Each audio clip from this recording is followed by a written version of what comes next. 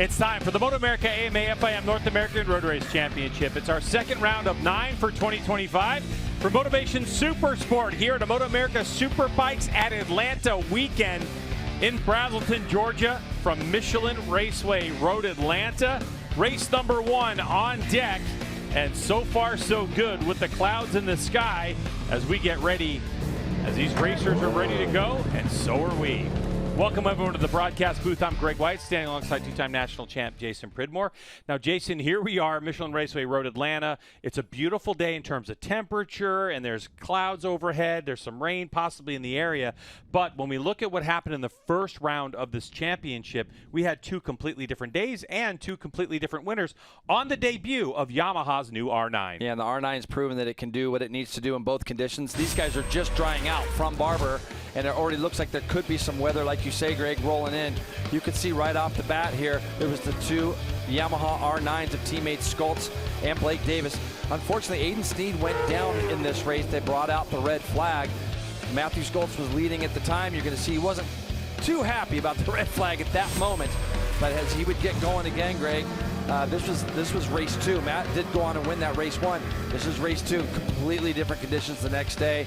Torrential conditions, and who would you expect to be at the front but Josh Hayes on the number 4, celebrating his 50th birthday on the weekend. Josh would go and lead this race pretty much from start to finish as Corey Alexander tipped over. This was the pass that we were waiting for. Matthew Schultz did make his way through on Josh only 2 corners later to find himself getting flicked off his R9 onto the pavement. He would come all the way back to get ahead of his teammate and finish 3rd in this race, but it was Josh Hayes who would take the win just barely over PJ Jacobson, who did a great job getting his Rahal Ducati home in 2nd place. This is the move, though.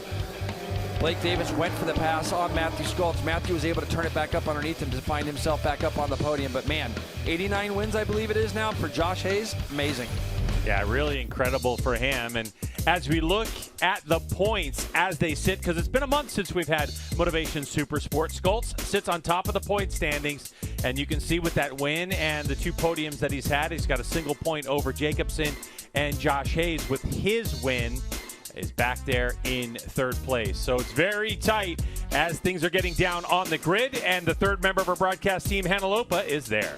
A lap record that has been standing since 2017, set by Gerloff, has fallen this morning. Matthew Schultz set a new track record, a 1:27.746 this morning. Matt, all of your data is from last year, and it's a completely different motorcycle, so it's safe to say you've got some things figured out, but is there anything left out there, any more time for you to find? I'm not sure, really. We're just focusing on the race pace now. You know, qualifying is one thing, the race is totally different.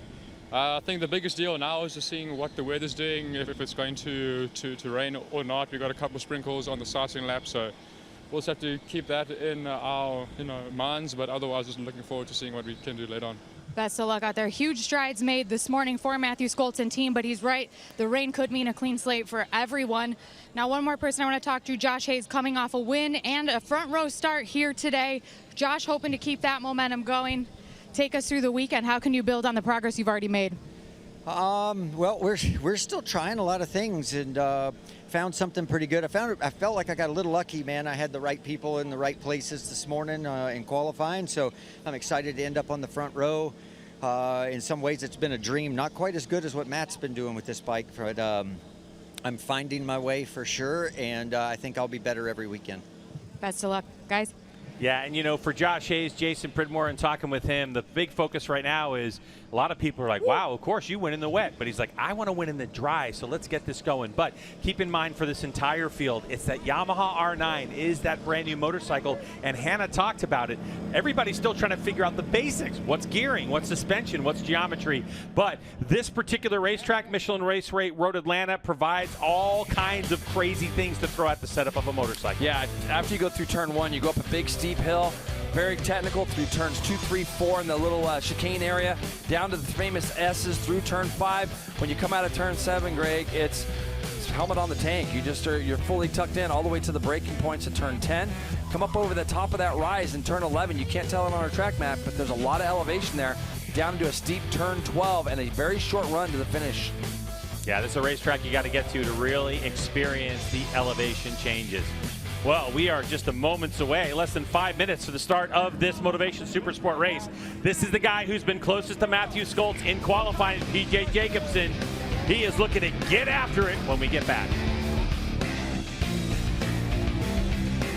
Motovation Supersport is brought to you by Dunlop, the official tire of the MotoAmerica Championship Series. By NXT Bets. Play MotoAmerica for cash, multiple race classes live on top sportsbook and DFS platforms all season long. And by Motovation, the most trusted online resource for premium motorcycle parts and accessories delivered right to your door.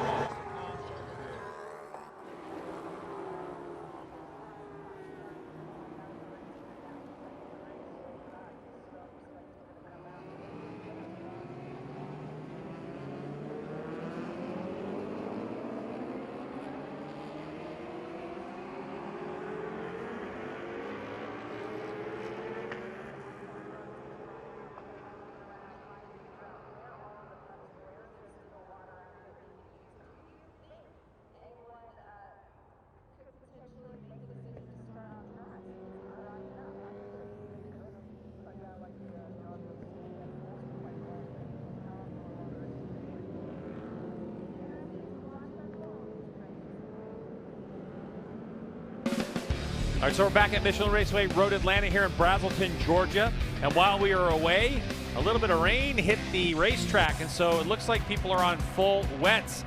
But in the dry, they qualified Skoltz, PJ, and Josh Hayes. And then we have Ty Scott, Jake Lewis, and Blake Davis outside of row 2. A little further back, Corey Alexander, who will not be riding today, Kayla Yaakov, T. Hobbs, Torrin Collins, Dave Anthony, just out there, Camp Peterson, Nassani, Black, Enriquez, Sneed, and Owen Williams. Schultes, Magos, Monk, Omen, Allen, and Kevin Horney. And then we have the Leon Bittner, Ivy, and Bean. There's Max Van there on the outside of row 4. Went through those things pretty quick, Greg, so I couldn't get Max in there. So we got him in. It's going to be an interesting race because it's going to start drying out. So who's going to be able to manage these rain tires in wet but drying conditions? We're going to find out right now. Yeah, you can already see a little bit of dry patches on the racetrack. So here we go. 14 laps now scheduled because of the wet track. And we're away racing. Man, Ty Scott got a good jump from that second row. I believe he's going to be leading, Greg, almost down into turn number 1 as we're taking a look here. But it's going to be Matthew Skoltz who lets off the lever. Look, Ty Scott, he got a great start, but he's back to third. He's battling PJ up the hill, but it's going to be PJ Jacobsen who's going to take that third spot away. And you can really tell from that drone view all the dry patches. So that with all these bikes going through and the sun starting to peak out, I don't think it was quite dry enough, especially down through all here for slicks. So I think rain tires were the tires to be on. So this is going to be a case of managing those tires, especially midway through the race and on. Yeah, Jay, we know that Michelin Raceway Road Atlanta is a track. If the wind starts to blow, it dries out super quick.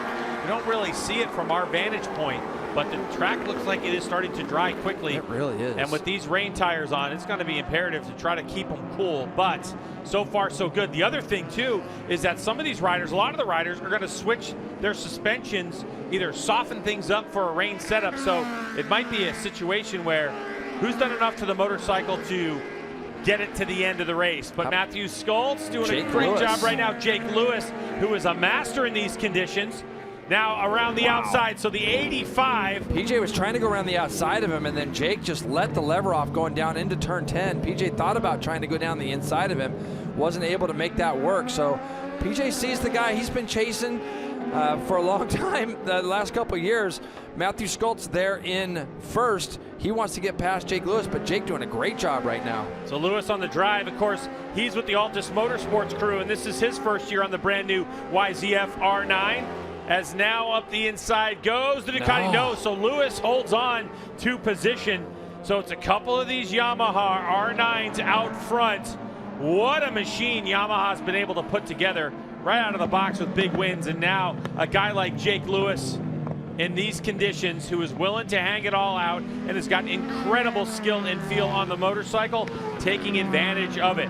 Hey, play MotoAmerica for cash. Superbike, Baggers, and Supersport series are now live on top sportbooks and DFS platforms. Scan the flow code or NXTbets//PlayMA to see what's available in your location. Sign up, claim exclusive bonuses, and make your picks now. How about Jake Lewis just out-accelerated Matthew Skoltz out of turn 5, just rolled right on past him. The 85 with a ton of confidence right now, Greg, as he goes into turn 7, gets it in there, gets it turned. PJ a little bit up out of the seat, but Jake Lewis doing a tremendous job as now he takes off down that back straightaway, has a bit of a gap on the guys behind. You can see him trying to get through those puddles to keep those tires cold because this track is drying quickly as Josh Hayes now looks to go down the outside of Blake Davis, which will turn to the inside in the braking zone into turn 10, and he's going to go past the 22 on his R9. We remember him, obviously, at Barber in the wet doing a tremendous job. There are 4 riders, though, as Ty Scott on this lap has put some really good sector times in as PJ Jacobsen goes down the inside of Matthew Skoltz. So PJ on the Ray Hall Ducati Moto with Expel moves his way to second place for the moment, Hannah. I talked to PJ earlier about how he thinks things could potentially unfold, and he said he knows that strong tracks for Matthew Skoltz, his #1 competitor, he believes in this class, are Barber and here in Atlanta. And he said the first sector, the Ducati doesn't really change its direction as quickly as the Yamahas of Jake Lewis and of Matthew Skoltz right now. He said he feels also that he doesn't have as big an advantage on the straightaways here as he expected, but the rain today certainly changes things because he's incredibly confident in the rain setup that the team has come up with for him. Oh, and we have a rider down, Altus Motorsports rider. Looks like it's, I can't tell if it's Nassini or Torrin Collins, so I'm not sure. We know it's not Jake Lewis up at the front. So, yeah, it's a hard one to tell that one. Jake Lewis right now, though, again, fast lap of the race, 39.1. And just right there behind. Now, Greg, these conditions can be really tricky, these wet to drying conditions. There's a feel as a rider that you're always looking for, and sometimes you'd rather have it just be full wet or obviously full dry. And so you see Matthew right now, he's just going to go move back a little bit, assess the situation, and try to kind of learn off the other guys. And then you can start to try to feel things. But look at the #4. You can't stop talking about Josh Hayes back there in 5th place. He is moving forward as I'm seeing some fast splits from Josh coming up on my screen as well. So he has not lost touch with the front 3 or 4 guys as they come down into turn 12. Jake Lewis is going to lead them across again. PJ Jacobsen, fastest split of the second split of the race. Yeah, and lap 3 goes 1:38.7, fastest lap of the race. So far goes to PJ Jacobsen in 2nd place. Vision Wheel M4 X-Star Suzuki rider Ty Scott starting to really figure some things out on his GSXR 750. Really liked his chances in the dry, but then as the skies opened up and teams had to quickly change to these wet weather tires, and now with a drying track, it is so tricky right now.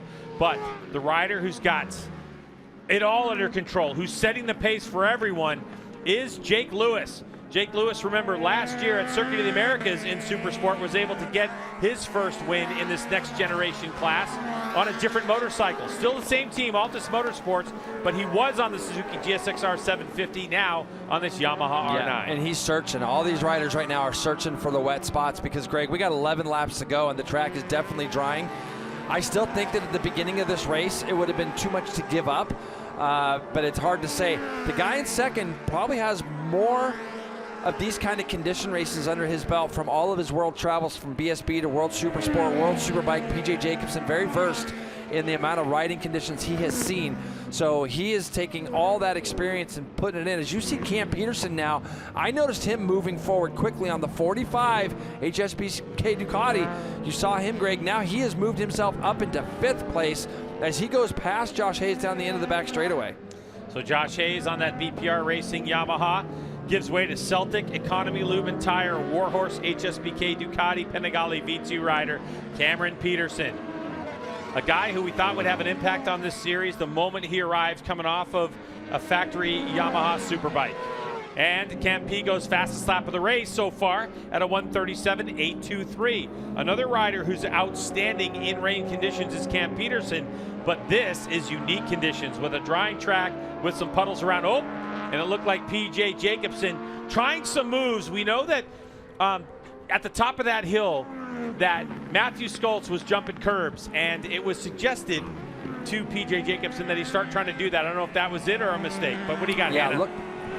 Well, the sun's coming out. The track conditions are slightly drying. Everyone is still on rain tires, so we'll kind of see what happens as things unfold as far as tires go. But Cameron Peterson was someone who was kind of relieved to see the rain after a big crash this morning. His shoulder's bothering him. He still has some lingering injuries from Barber, and with this being such a physical track, especially in comparison to Barber Motorsports Park, the rain definitely makes things a little bit less physical.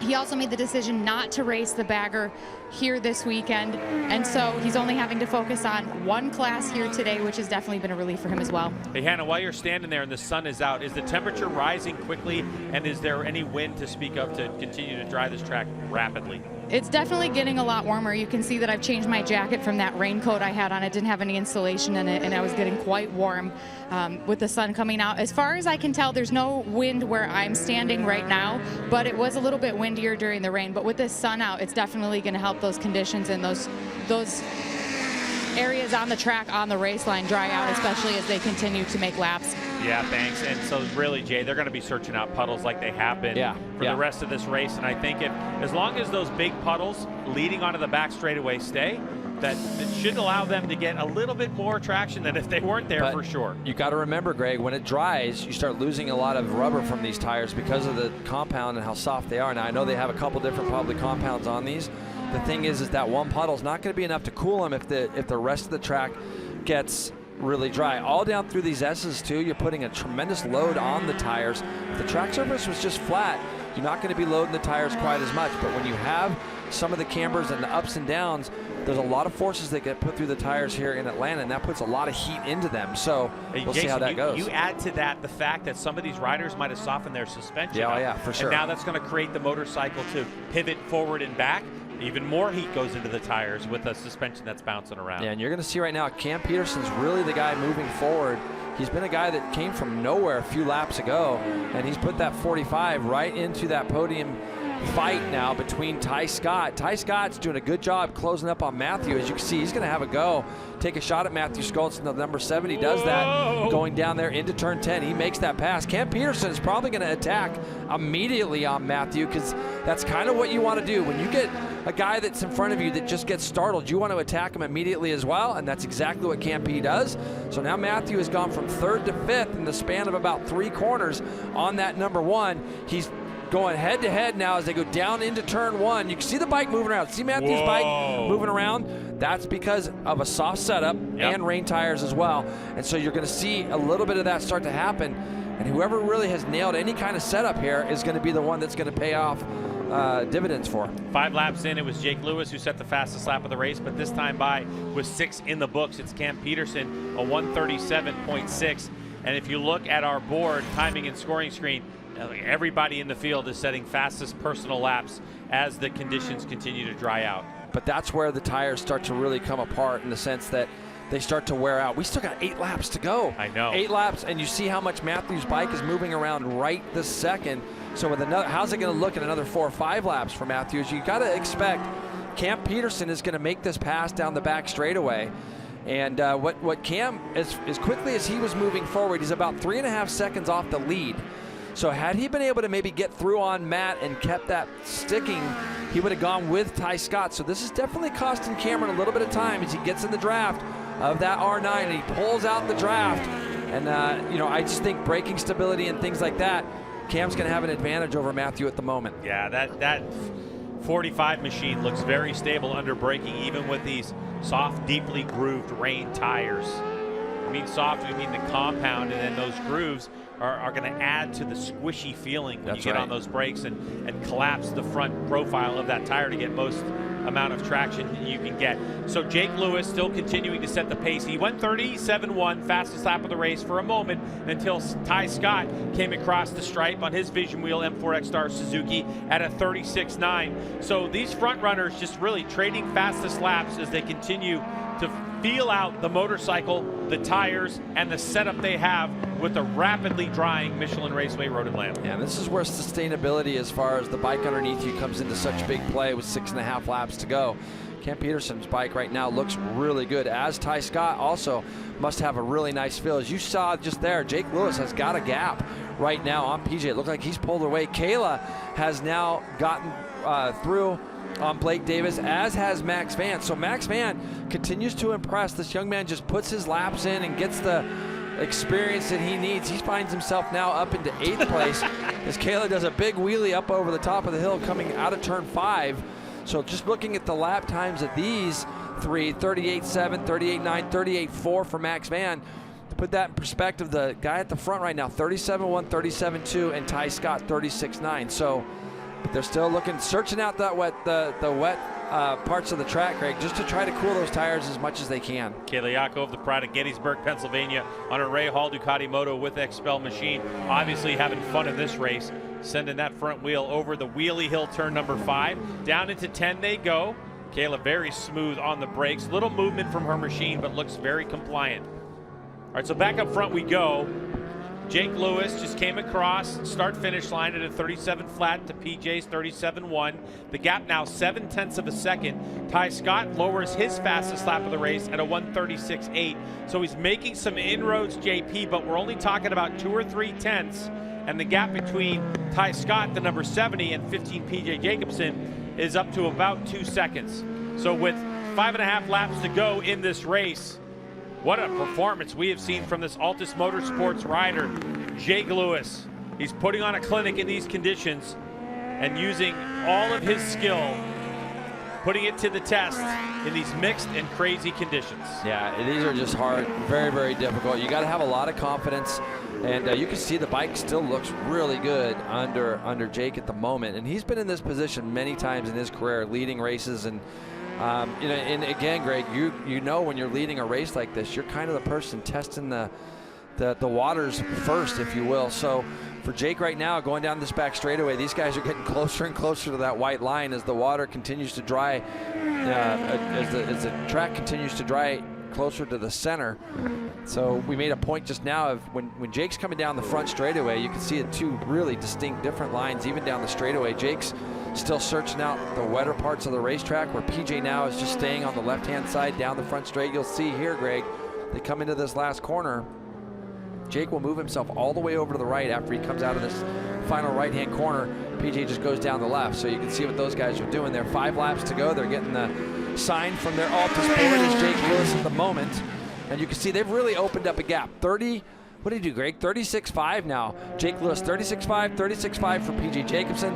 And they're about half a second quicker than Ty Scott and Cam P that last time through. And look, we have to mention that Jake Lewis, the 85 machine, triple header for him this weekend, Jason. He races Hooligan class, he races Mission King of the Baggers, and he races in this Motovation Supersport class. Incredible the amount of laps he's able to do, and the fact that he's able to do it at this level right now is incredible. But this guy, Ty Scott, trying to hold off the advances of Cameron Peterson on that Celtic Economy Lube and Tire Warhorse HSBK Ducati. His first season back in the Motovation Supersport class and first season on the Ducati. Cam Peterson has made so many notes about how happy he is to be in the Ducati family fold.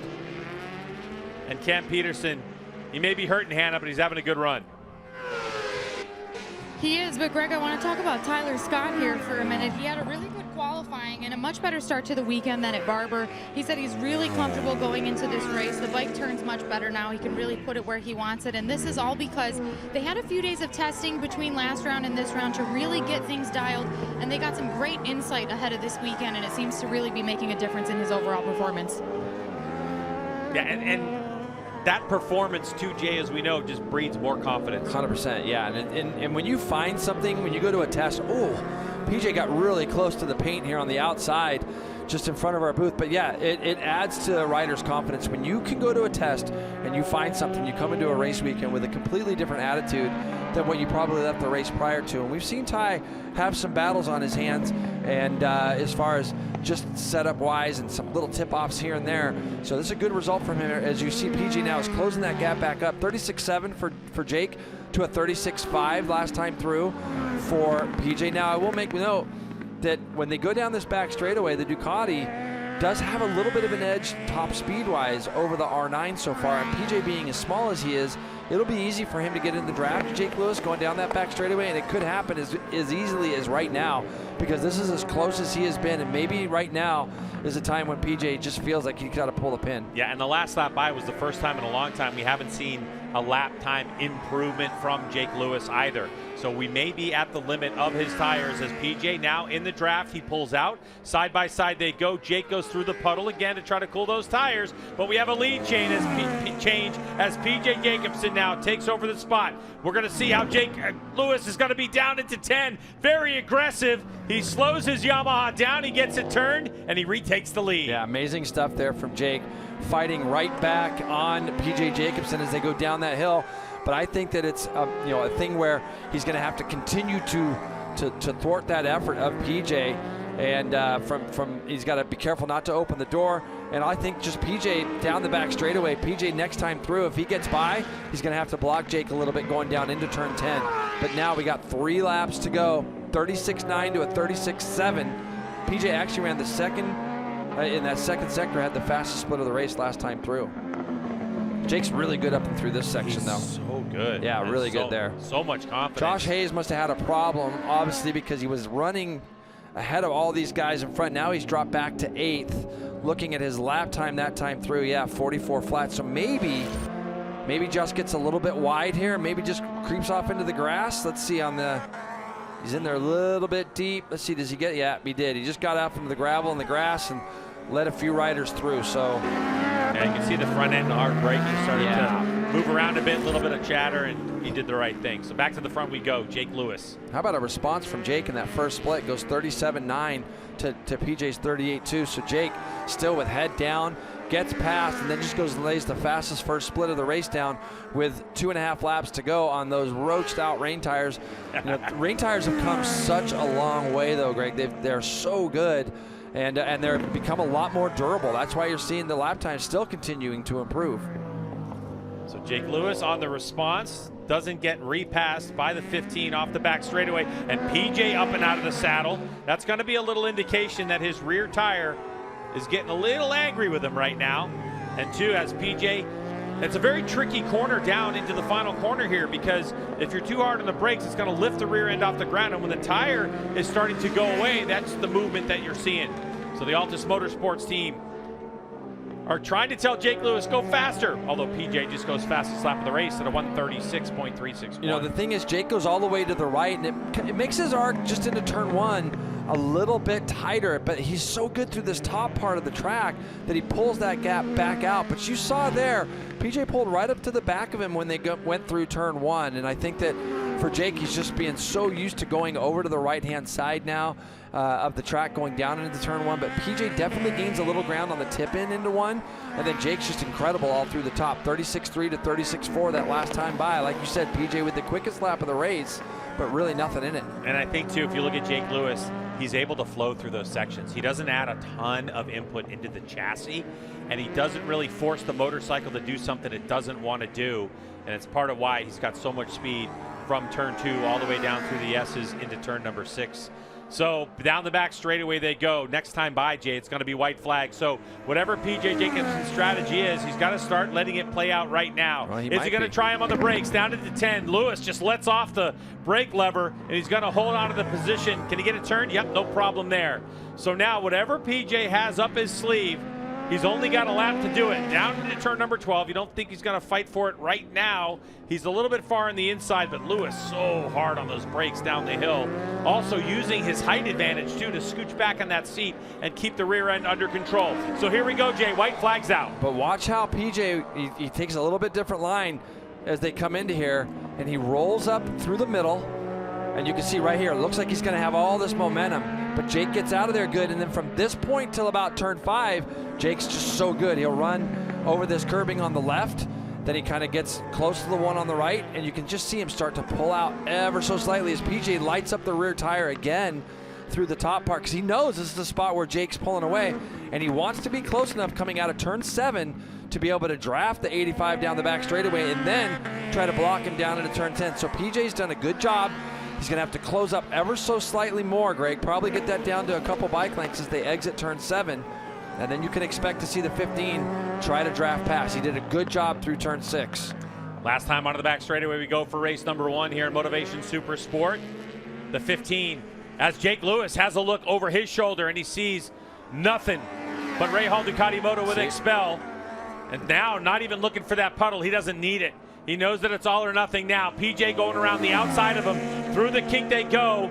Now watch the switchback. Here comes Jake Lewis. Hard on braking, but no, he doesn't go to the inside. He must have another plan in mind. Is Lewis going to try to attack him at the bottom of this hill, the final quarter? PJ with a good drive Just up and over the hill. Just spinning the thing sideways. That dirt track background. Here comes PJ. Hard on the brakes down the hill. It looks like he's got it in hand. He squeezes the throttle open, and to the flag he goes. And PJ Jacobsen will take victory in race number 1 here at Michelin Raceway Road Atlanta. The final spot of the podium, and it's going to be Ty Scott who brings it home for the Vision Wheel M4 X-Star Suzuki team.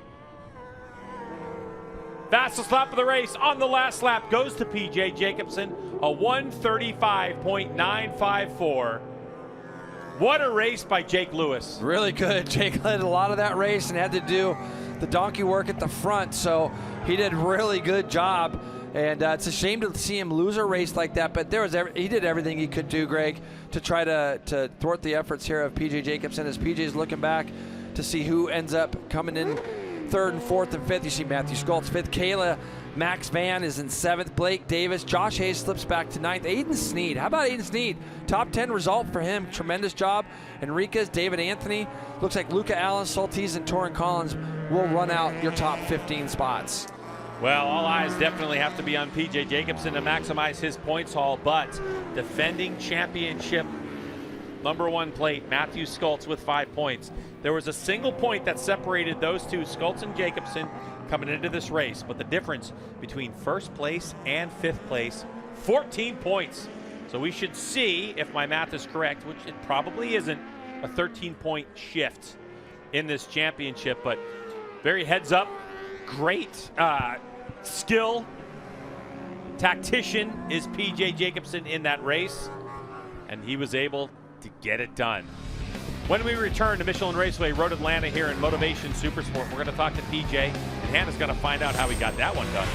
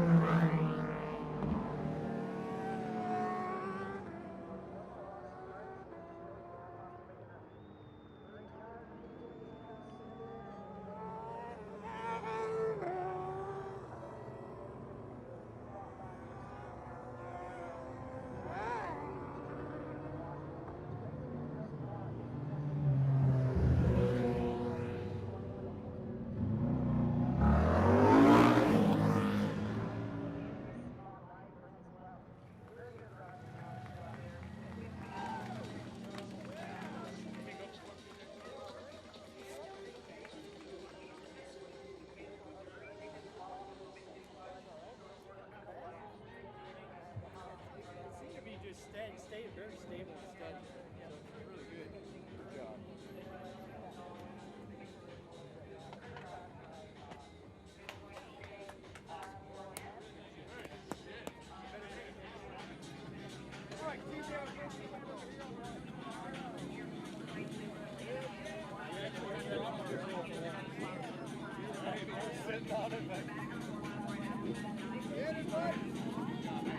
Coming up, I think.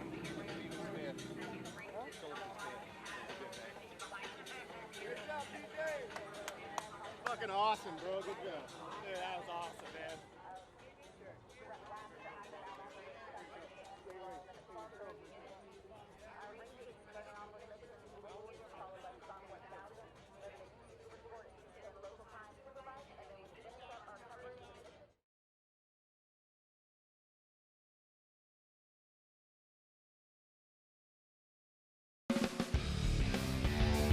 Motovation Supersport is brought to you by Dunlop, the official tire of the MotoAmerica Championship Series. By NXT Bets. Play MotoAmerica for cash, multiple race classes live on top sportsbook and DFS platforms all season long. And by Motovation, the most trusted online resource for premium motorcycle parts and accessories delivered right to your door. Results from Motovation Supersport race number 1 in mixed conditions has PJ Jacobsen 0.3 of a second over Jake Lewis, who just dominated that. I mean, those one of those races, Jay, where you're like, great for PJ, but a heartbreaker for Jake. But what a way to race it. I mean, they just kept setting fastest lap. Ty Scott in third over Cameron Peterson, who injured, had a really good run. Matthew Skoltz able to salvage a 5th place. Kayla Yakov over Max Van and Blake Davis. Well, let's get down to Hannah, who has our race winner. Great to see a smile on the face of PJ Jacobsen after last round finishing second. He said, I am done with this. You stuck it to Jake Lewis there on the last lap, and it was certainly a hard-fought battle. Tell us about it. Yeah, it was a very difficult race. Jake was riding awesome. So, you know, I was trying to manage the throttle, and obviously he was too. So it was a difficult race, but it was super fun as well, because it was just like that little bit, and I finally got him in the last straightaway. So it was good to make that pass at the end. Awesome performance by PJ Jacobsen, his first win of the season, moving right on over 2nd place today for Jake Lewis. A really close finish there for you, but masterful performance. Take us through how the conditions kind of changed for you throughout the race. Yeah, that one stings, honestly, to lead the whole race and get past on the last lap. But I knew PJ was going to try right there, so on the last lap, I just tried to bust my ass through the first sector. But, you know, to go toe-to-toe with arguably one of the best guys in the paddock in these conditions, nothing to hang my head on. You know, I'm really happy with that ride and the progress we've made since Barber. You know, even in the full dry conditions, we've made a big step, and hopefully be fighting for these podiums as the year goes on. But a huge thank you to the whole Altus Motorsports team for busting their butts for me. My crew chief, Jeremy McWilliams, my mechanic, Will, LJ, Murph on the electronics, and K-Tech suspension. You know, the bike was handling so good in those conditions. I mean, at the end, the track was completely dry. We were both struggling for grip. I was trying to find as many puddles as I can, which they were pretty much non-existent there at the end, but happy with that ride. Great performance by Jake Lewis, and 3rd place today goes to Ty Scott. Ty, I know you didn't start the season out the way that you had hoped, feeling a bit on the back foot. Would you say this is a little bit of redemption here today? Yeah, I would say we're due definitely to be back on the box. Barber didn't treat us right. We couldn't really get the bike figured out, but the whole Vision Wheel M4 XR Suzuki team really put in the work this weekend. We went testing in between here and Barber, and honestly, straight out of the truck, just like Daytona, the bike feels amazing, and I had great confidence all race. Congratulations to Ty Scott, guys. Yeah, it's good. And let's keep in mind, we got another race here at Michelin Raceway Road Atlanta, JP, tomorrow, and it's expected to be dry. But also, Ty Scott won a Motovation Supersport race at Road America, which we're going to in a couple of weeks. So this is a building block. We have more coverage coming at you in a moment.